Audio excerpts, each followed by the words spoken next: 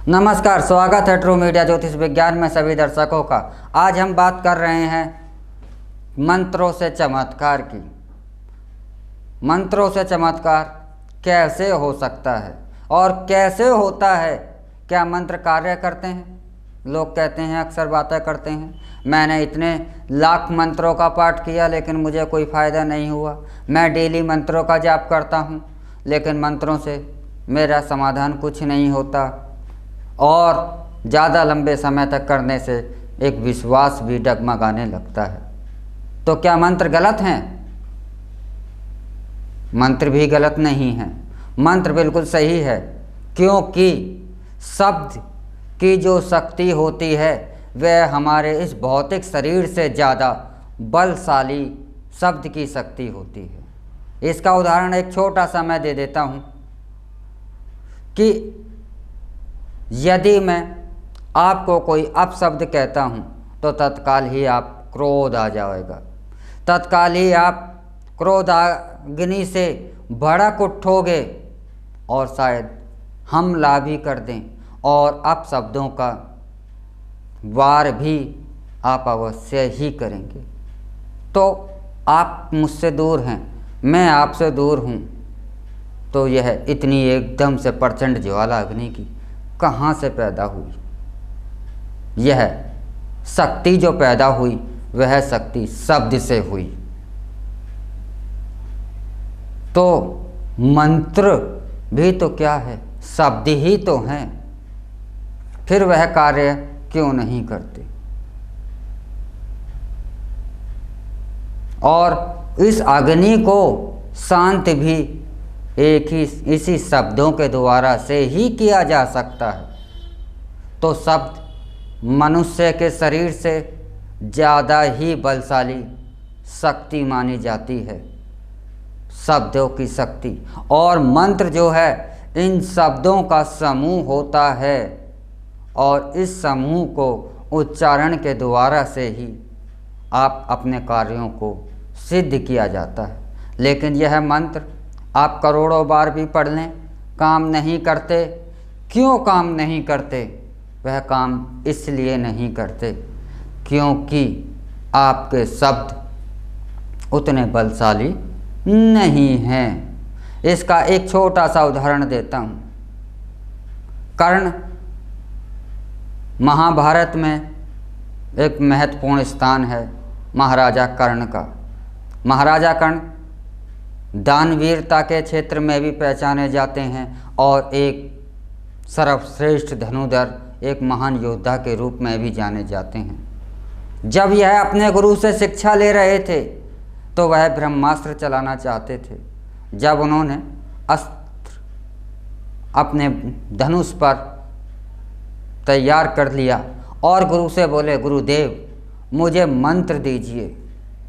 गुरुदेव ने कहा, मंत्र आपकी आत्मा है, ब्रह्मास्त्र के मंत्र तुम्हारी आत्मा है। और कर्ण ने वह ब्रह्मास्त्र चला दिया और सफलतापूर्वक चला लिया। इस बात में एक गहरा मंत्र छुपा हुआ है, गहरा राज छुपा हुआ है कि मंत्र क्या है? मंत्र आपकी आत्मा है। आप जो मंत्र है, आप ध्यान देते हैं मंत्रों के उच्चारण पर कि मैं शब्द बोल रहा हूँ, लेकिन वह शब्द आपके दिमाग से जा रहे हैं।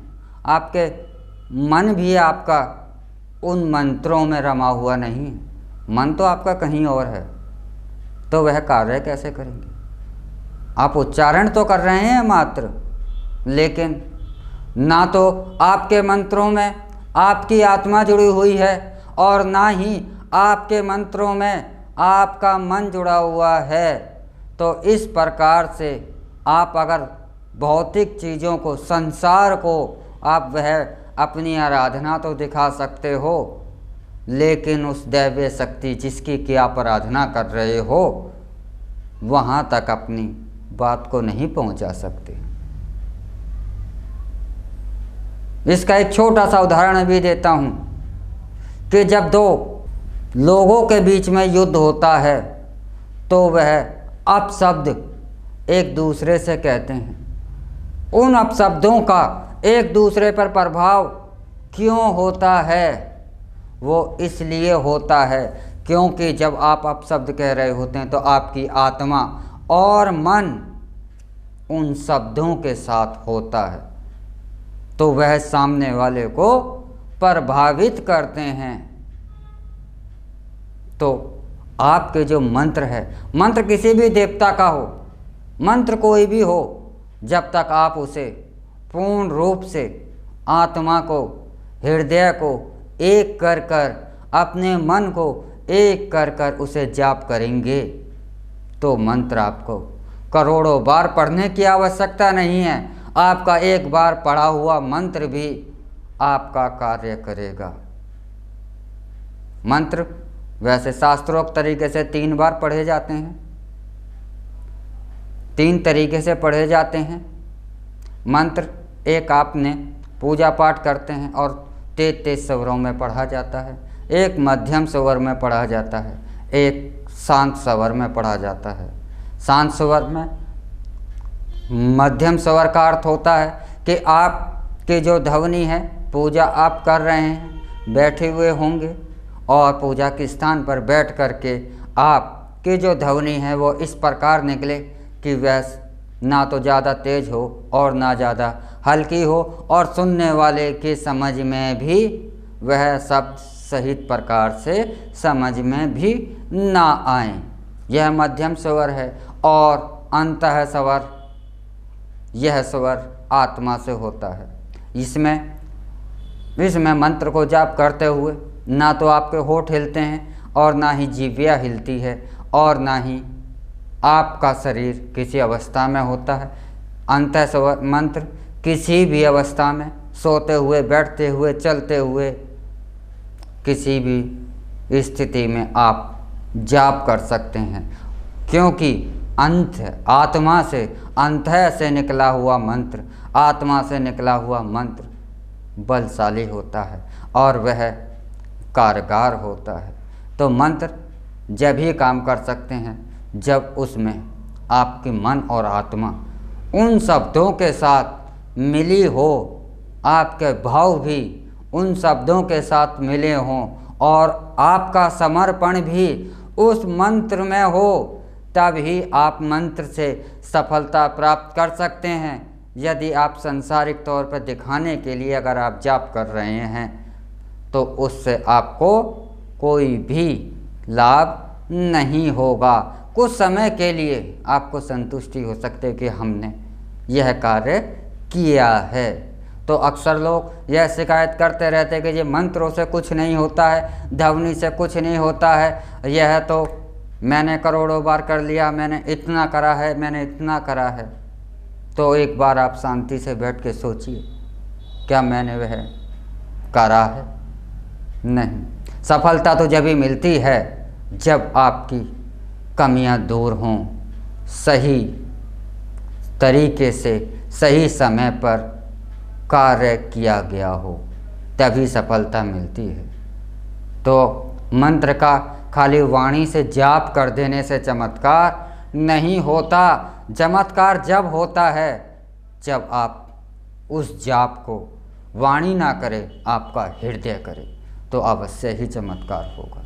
तो मंत्र का अगर आपको चमत्कार लेना है तो आप अपने हृदय को और मन को एक कर दीजिए और मंत्र में स्वयं को समर्पित कर दीजिए। चमत्कार स्वयं हो जाएगा, आपको कुछ करने की इसके सिवा आवश्यकता भी नहीं होगी। तो मंत्र इतना बलशाली होता है, अगर हम सफलता नहीं प्राप्त कर रहे हैं तो अवश्य ही हमारे किए गए कार्य में कोई ना कोई कमी है, कोई ना कोई त्रुटि है, इसलिए हम सफल नहीं हो पा रहे हैं। यदि आप सफल होना चाहते हैं, मंत्रों का लाभ लेना चाहते हैं, तो आपको यही करना होगा। आपको आत्मा को और मन को और स्वयं को उस मंत्र में ही समर्पित करना होगा, तभी सफलता मिलेगी। इसी के साथ हम आपसे इजाज़त चाहते हैं। आप हमारे ट्रू मीडिया ज्योतिष विज्ञान को लाइक, शेयर, कमेंट भी करना ना भूलें, और जो दर्शक हमसे नए जुड़े हैं वह जल्द से जल्द हमें सब्सक्राइब कर लें। ओम नमः शिवाय। भगवान भोलेनाथ सबका कल्याण करें।